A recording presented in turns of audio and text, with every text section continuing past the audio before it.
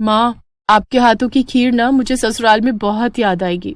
हाँ तो जब भी मन करे तो आ जाना खाने। अब तुम भी अच्छा सा खाना बनाया करो। सुना है तुम्हारे ससुराल वाले खाने के बड़े शौकीन हैं। डोंट वरी माँ, मैं वहां जाकर उन सबको खूब अच्छा अच्छा खाना बनाकर खिलाऊंगी। गाजर का हलवा, खीर, सूजी का हलवा। जब वहां सब मेरे हाथ का मीठा खाएंगे ना तो बहुत खुश हो जाएंगे। हाँ लेकिन तू तीखे से दूर ही रहना। जानती है ना तुझे चटपटा खाने से और बनाने से कितनी दिक्कत होती है। हाँ माँ, अब तुम मेरे जाने के गम में रोना मत शुरू कर देना। चल पगली, अब सच में अपनी माँ को रुलाएगी क्या। कुछ दिनों बाद शिखा की शादी रोहित से हो जाती है, जहां उसकी सास बड़े प्यार से उसका स्वागत करती है। आओ मेरी प्यारी बहू, तुम्हारा स्वागत है तुम्हारे नए घर में। अब बस भी करो माँ, सारा प्यार लुटा दोगी क्या भाभी पर? हाँ माँ, कुछ हमारे लिए भी रहने दो। बड़ी मस्ती सूझती है तुम दोनों को। अरे माँ छोड़ दो अब इन दोनों को, ये तो बस अपनी नई भाभी को छेड़ रहे हैं। जानती हूँ। अच्छा रोहित, तुम बहू को कमरे में ले जाओ। बहू तुम्हें भूख लगी होगी ना, तुम कमरे में जाओ, मैं कुछ भेजती हूँ। कुछ देर बाद विमला शिखा के लिए पास्ता बनाकर ले जाती है, जो कि काफी तीखा होता है। पानी पानी। अरे रुको, ये लो पानी। लगता है तुम बहुत कम तीखा खाती हो। मुझे तो लगता है माँ जी ने पहले दिन ही सास बहू का ड्रामा शुरू कर दिया, इसलिए इतना तीखा खाना ले आई। अगली सुबह शिखा की पहली रसोई होती है। वो तैयार होकर रसोई में जाती है, तभी उसकी सास उसके पास आती है। बहू, ऐसा कर, तू अपनी पहली रसोई में सबके लिए चाउमीन और पास्ता बना दे। लेकिन माँ जी, पहली रसोई में तो सब मीठा बनता है ना। हाँ लेकिन हमारे यहाँ सब मीठा कम खाते हैं, इसलिए तू कुछ नमकीन ही बना ले। वो सबके लिए चाउमीन और पास्ता बनाकर लाती है, फिर नाश्ता बनाकर खाने की टेबल पर लगा देती है। कुछ देर बाद, वाह बहू, खुशबू तो कमाल की आ रही है। अब खाकर भी देखते हैं कैसा बनाया हमारी नई बहू ने। वैसे अब तो तुम बड़ी खुश होगी ना विमला, अब तुम्हें रसोई की जिम्मेदारी से छुटकारा जो मिल जाएगा। तुम्हारी बहू जो आ गई है खाना बनाने के लिए। अब बातें बंद करो और खाना शुरू करो, ठंडा हो रहा है। वो सभी खाना शुरू करते हैं, लेकिन वो खाना किसी को पसंद ही नहीं आता, क्योंकि उनके हिसाब से वो फीका होता है। ये क्या माँ, भाभी ने जो नाश्ता बनाया तो बिल्कुल भी चटपटा नहीं लग रहा। हाँ माँ, ये तो एकदम फीका है, ऐसा खाना तो हमने कभी नहीं खाया। ठीक कह रहे हो बच्चों। शिखा बहू, तूने इसमें नमक मिर्च नहीं डाला क्या? ले इस खाने को लेकर जा और इसे जरा चटपटा कर खिला। हम लोगों को तीखा खाना खाने की आदत है। और हाँ, सूखी लाल मिर्च रखी है, उसे सिलबट्टे में पीसना, मिक्सर में नहीं। सिलबट्टे पर मसाले पीसकर खाने का स्वाद दुगना हो जाता है। उन सब के कहने पर वो सारा नाश्ता उठाकर वापस रसोई में लेकर जाती है और रसोई में आकर सोचने लगती है, हे भगवान, मुझे तो मिर्च से कितनी एलर्जी है। अपने मायके में मैं मिक्सर में मिर्च पीसती थी, तब भी मुझे कितनी छींकें आती थी, और हाथ नाक गले में जो चिलचिली मचती है वो अलग। लेकिन क्या करूँ, अब पीसना तो पड़ेगा ना। वो नाक और मुंह पर कपड़ा बांधकर सिलबट्टे पर पीसने लगती है, लेकिन कपड़ा बांधने के बावजूद भी उसकी आंखों से पानी और नाक से छींकें आने लगती है। साथ ही उसके हाथों में भी जलन मचने लगती है। फिर जैसे तैसे वो सारी मिर्च उसमें मिलाती है और सबको खाने को देती है। वाह वाह, अब आया ना इस चाउमीन और पास्ता में स्वाद। आ बहू, तू भी हमारे साथ बैठकर खा। नहीं नहीं माँ जी, आप खाइए, मैं बाद में खा लूंगी। शिखा जानती थी कि वो इतना तीखा खाएगी तो उसके पेट में जलन होने लगेगी, इसलिए उस वक्त उसने कुछ भी नहीं खाया और भूखी सो गई। उसके हाथों में लाल मिर्च की तिलमिलाहट अभी भी बढ़ती जा रही थी। शिखा के ससुराल वालों को तीखा चाउमीन पास्ता खाने का बड़ा शौक था। चाउमीन पास्ता तो शिखा को भी पसंद था, लेकिन जितना तीखा उसके ससुराल में बनता था उसे वो खा नहीं पाती थी। कुछ दिनों बाद वो सभी डिनर के लिए बाहर जाते हैं। जी कहिए सर, स्नैक्स में क्या लेंगे? स्नैक्स में बताओ माँ, क्या खाओगी? अरे इसमें भी पूछने वाली बात है कोई। पास्ता चाउमीन मंगवा ले, लेकिन सुन, वेटर से अच्छे से उसको तीखा बनाकर लाइयो, समझा? इस बुढ़िया को इस बुढ़ापे में भी तीखा खाना खाना है। कुछ देर बाद वो तीखा चाउमीन और पास्ता ले आता है, जिसे वो सब खा तो लेते हैं, लेकिन शिखा जैसे ही उसे मुंह में डालती है तो उसे काफी मिर्च लगती है। लेकिन अपने ससुराल वालों के सामने वो कुछ कह नहीं पाती और वो तीखा खाना खा लेती है। फिर खाना खाकर वो सब घर आ जाते हैं, लेकिन अगले दिन से उसके पेट में जलन और शरीर पर छोटे छोटे लाल दाने होने लगते हैं। लेकिन काम के चक्कर में वो इसे नजरअंदाज कर देती है। फिर सबके लिए खाना बनाकर तैयार करती है और डाइनिंग टेबल पर परोसती है। वो सारा काम खत्म करके अपने कमरे में जाती है तो रोहित की नजर उस पर पड़ती है। शिखा, ये तुम्हारे हाथों पर क्या हुआ है? ये दाने पता नहीं, हो सकता है गर्मी के कारण हो गए।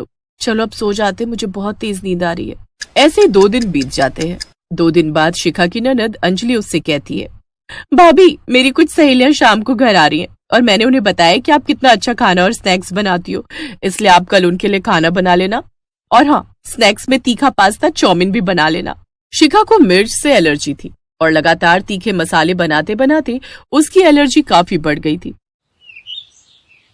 अगले दिन वो सिलवट्टे पर मसाले पीसकर तीखा पास्ता चाउमीन बना लेती है, लेकिन अब उसके शरीर पर पूरी तरह लाल लाल दाने उभर आते हैं और उसे काफी तेज खारिश होने लगती है। अरे बहू, ये तुम्हारे हाथों में और शरीर पर ये दाने कैसे निकल आए? सब बता दूंगी माँ जी, लेकिन रोहित जी पहले आप मुझे डॉक्टर के पास ले चलिए। अब ये एलर्जी मेरी बर्दाश्त से बाहर है।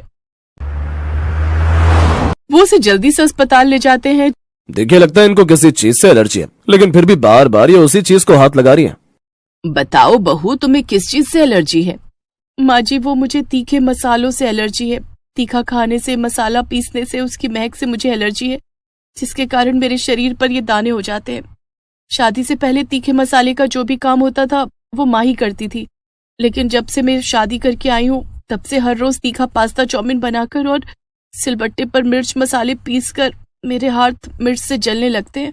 और उस दिन हम बाहर भी गए तो आपने तीखा खाना ही मंगवाया, जिसको खाकर मुझे ये सब दिक्कत हो गई। अगर ऐसी बात थी तो आपने हमें पहले क्यों नहीं बताया? हाँ बहू, हमें नहीं पता था कि तुझे तीखे खाने से एलर्जी है, लेकिन अब से जब भी हमें तीखा पास्ता चाउमीन बनाना होगा हम खुद ही बना लेंगे। तू बस सादा खाना ही बनाए कर। उस दिन के बाद से वो सभी शिखा को तीखा खाना बनाने को नहीं कहते, जिससे अब उसकी दिक्कतें भी दूर होने लगी और अब वो अपने परिवार में खुशी खुशी रहने लगी।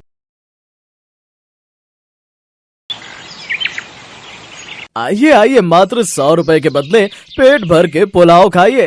अनलिमिटेड पुलाव, जितना मर्जी उतना खाइए। आइए आइए। एक आदमी फुटपाथ पर पुलाव और पनीर का कॉम्बो बेच रहा था। 100 रुपए में अनलिमिटेड पुलाव बेच रहा था, लेकिन फिर भी प्रॉफिट कमा रहा था। एक इंसान कितना ही पुलाव खा सकता है? अनलिमिटेड के लालच में लोग खाने तो आ जाते हैं, लेकिन ज्यादा खा नहीं पाते। लेकिन तभी वहाँ शीतल, पूनम और पायल आई। दीदी, 100 रुपए में अनलिमिटेड पुलाव खाओगी क्या? हाँ हाँ, क्यों नहीं। ए ठेले वाले, 100 रुपए में अनलिमिटेड खाना मिलेगा ना? हाँ जी, जरूर मिलेगा। अभी भी सोच लो, बाद में रोने मत बैठ जाना। अरे मैडम, आप लोग खाना शुरू तो कीजिए, 3 प्लेट लगा देता हूँ। ठेले वाले ने 3 प्लेट पुलाव पनीर का कॉम्बो लगा दिया। 1 मिनट के अंदर तीनों ने खत्म कर दिया। वाह, टेस्ट बढ़िया है, और दो। हाँ हाँ, लीजिए ना। ठेले वाले ने पुलाव पनीर दिया। तीनों ने फिर से तुरंत खत्म कर दिया। और दो। वो आदमी देता गया और ये तीनों खाती गईं। अरे यार, ये तीनों तो खा खा कर सारा खाना खत्म कर देंगी। कितनी भुक्कड़ हैं ये तीनों। और तीनों ने सच में सारा पुलाव और पनीर खत्म कर दिया। ऑफर बंद, आज से अनलिमिटेड खाना नहीं मिलेगा। ऑफर खत्म। हे भगवान, भारी नुकसान हो गया। शीतल, पूनम और पायल वहाँ से हंसते हुए चली गई और घर पहुंचकर चिल्लाते हुए बोली, माँ जी खाना लगा दीजिए, बहुत भूख लगी है। शीतल, पूनम और पायल तीनों भुक्खड़ बहुओं के नाम से पूरे इलाके में फेमस थी। ये पेट है या कुआं, खाना घुसता ही जा रहा है। पेट ही है माँ जी, हम थोड़ा ज्यादा खाते हैं बस। थोड़ा ज्यादा? इसे थोड़ा ज्यादा नहीं बोलते हैं बहू। क्या माँ जी, अभी से घबरा गई हैं क्या? खिला नहीं सकते तो हमें बहू बनाकर घर क्यों लेकर आए? हाँ हाँ, जवाब दो। सुनो जी, हमें खाना नहीं खिला सकते तो अभी बता दो, हम अपने अपने मायके चली जाती हैं। शीतल के पति रमेश ने कहा। नहीं नहीं, लोग क्या कहेंगे? खाना क्यों नहीं खिला सकेंगे? तुम तीनों यहीं रहोगी हमारे साथ। लेकिन उस दिन के बाद से तीनों को खाना खिलाते खिलाते बिमला के तीनों बेटों की हालत खराब हो गई। बिमला मन ही मन तीनों को कोसती रही। अच्छी खासी जिंदगी कट रही थी, फालतू में इन तीनों को घर ले आई। अब लगता है भिखारी बनकर रास्तों पर भीख मांगना पड़ेगा।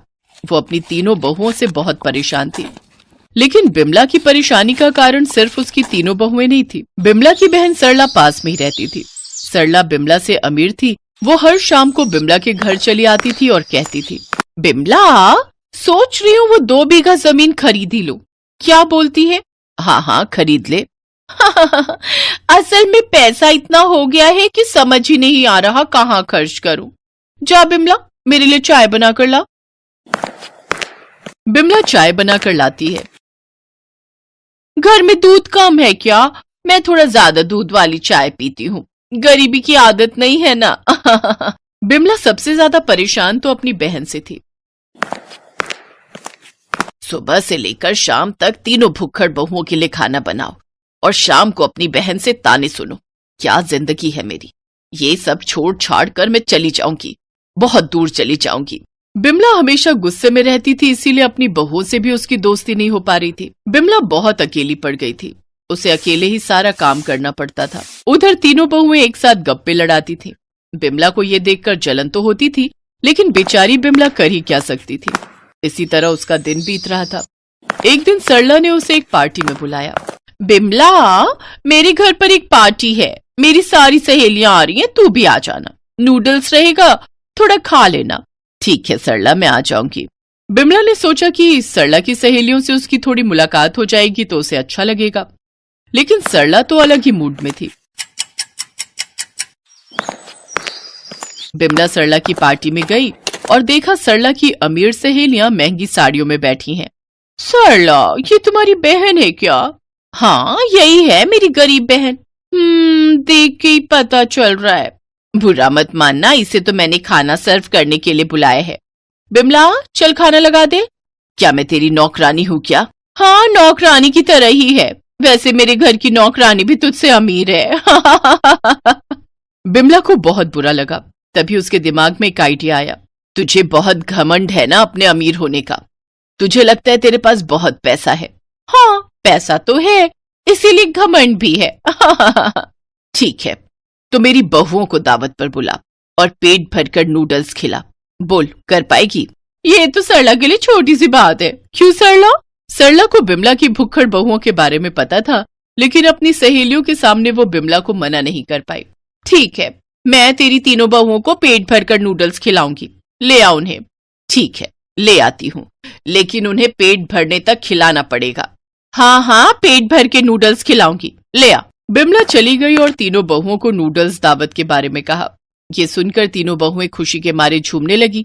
चलिए माँ जी, जल्दी चलिए, बहुत भूख लगी है। कितने दिनों बाद नूडल्स खाने को मिलेगा।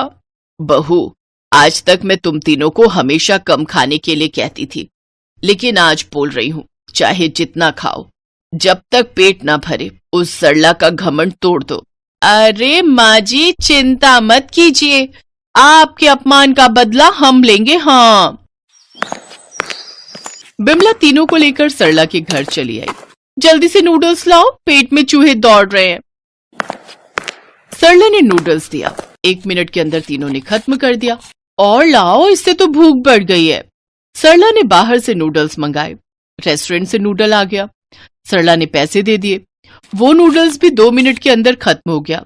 अरे यार, क्या थोड़ा थोड़ा करके नूडल्स ला रहे हो? बाल्टियां भर के मंगाओ ना। बाल्टियां भर के? ठीक है। सरला ने आसपास के सभी रेस्टोरेंट से नूडल्स मंगाने शुरू कर दिए। बिमला पास पर मुस्कुराने लगी और तीनों बहुएं खाती रह गई। आसपास के सभी रेस्टोरेंट में भी नूडल्स खत्म हो गए। तब सरला दूर के रेस्टोरेंट से नूडल्स मंगाने लगी।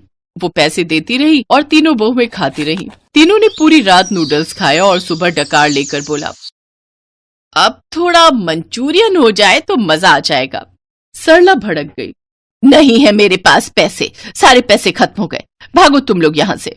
क्यों? तू तो बहुत अमीर है ना।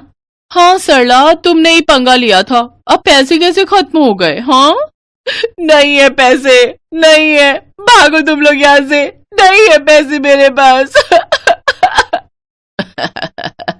घमंडी औरत, अब से मत आना मेरे घर पर, समझ गई?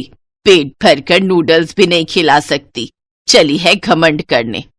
बिमला अपनी तीनों बहुओं को लेकर घर लौट आई। तीनों के साथ उसकी दोस्ती हो गई। माँ जी, अच्छा खासा सबक मिला सरला चाची को।